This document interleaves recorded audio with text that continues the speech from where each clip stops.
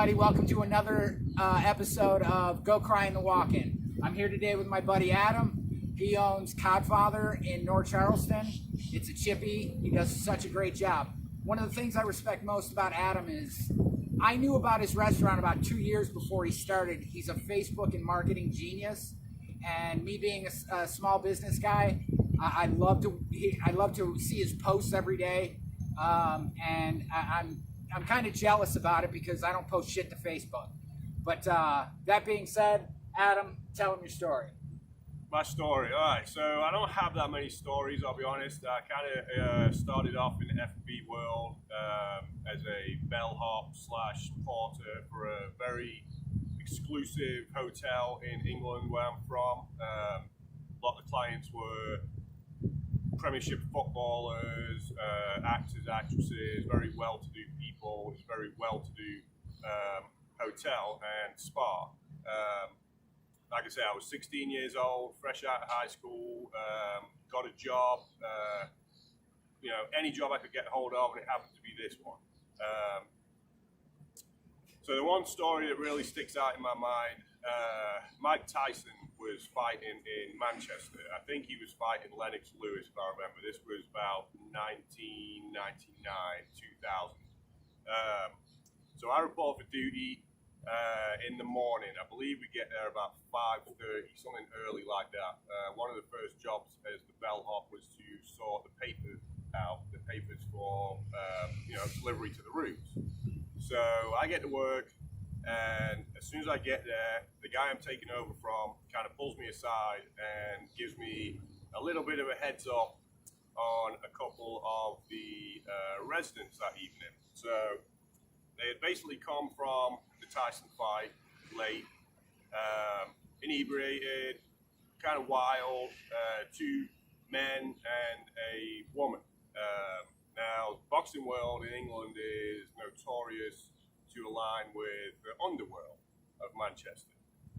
You could quite easily tell that these chaps were, let's say, gangsters for all intents and purposes, okay?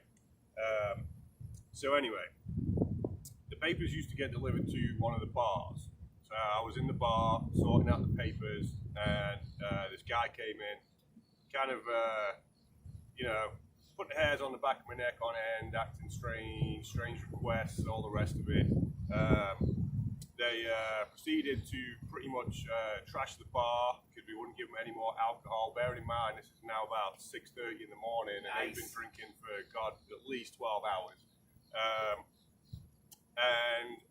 They kind of went away and went to their rooms, and we figured that was about the end of that, and they were going to sleep it off and, leave when it was time to check out. So I get a call to go to this room, and it happens to be their room. So off I go, bellhop, 16 years old.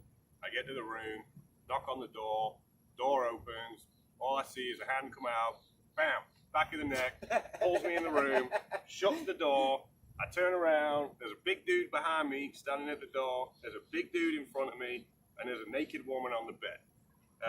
You'd think it was every boy's best wet dream, right? So anyway, these guys were pretty mean and menacing looking, and I just wanted to get out of there as fast as possible. So I'm trying to make excuses, I'm trying to be professional, I'm trying to, submit to their requests, what do you need, how can I help you, blah, blah, blah. And they were kind of cool and a little bit scary, and I think they basically wanted to try and get me into bed with this woman. I wasn't really interested due to the fact that, there was two gangsters in the room, for one, and I really just wanted to get the hell out of there. I did successfully make my way out of there, untouched, unscathed, and we pretty much thought that would be the end of that. We didn't hear anything for about another hour or so. So now it's about 8:30 in the morning, and they're still going at it, doing whatever, causing a ruckus. I had to go back to the room several times to, check in, whatever, and they were just quite unruly, which was unusual for the hotel that I was working for. Like I say, it was very hoity-toity, it was very prim and proper, with a clientele to match that, typically. So So, you know, I think they probably all passed out for a few hours, and my shift came to an end, and I left for the day. I come back the next day, only to be informed that come to check-in out time, and they decided they didn't want to leave.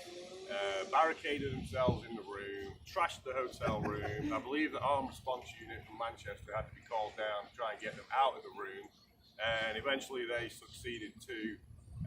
That was the last we ever saw of them, and that was kind of my introduction to the F&B world. And yeah, you know, it's been downhill since then a little bit. Plenty more stories to tell, but that's one that sticks out most in my mind. Awesome. Thanks, Adam. I hope you enjoyed Adam's story. Again, this is Marshall from Go Cry in the Walk-In. Please like, share, and click on notifications and subscribe. If you liked our story, great. If you don't, go cry in the fucking walk-in. Thanks, Adam. Yeah, man.